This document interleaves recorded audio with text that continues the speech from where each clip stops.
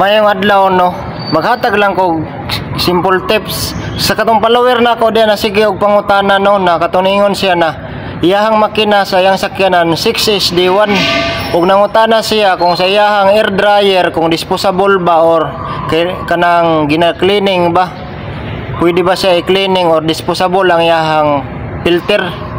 Mo ni mga idol no, ang iyahang air dryer kung ang imong makina is 6SD1 giga Isuzu na twin-wheeler ninganing plastada mga idol, dili ni siya disposable no. Og ang imong tangke sige na lang magkuan og tubig pundo nya, dili na normal ang tubig, daghan na pundo, dili na normal. Pasabutan na mga idol kani imong air dryer booster kuan na dili na sakto iyang pagsala, hugaw na siya, kailangan na siya general cleaning. Kanina kuan air dryer booster dili na siya disposable, kailangan lang nato na general cleaning mga idol no, limpyuhan lang na. Ug ipakita na ko sa inyo ang twin-wheeler giga na disposable type ang iyang air dryer filter na kuan filter.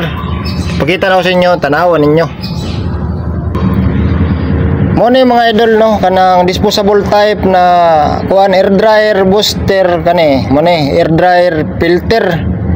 Mo ni tawag na kuan no, kanang disposable kay kung hugaw na ni dili na mo tarog sala nya nga atong tangke, dili na normal ang tubig nagadto dito, nagapundo na siya daghan.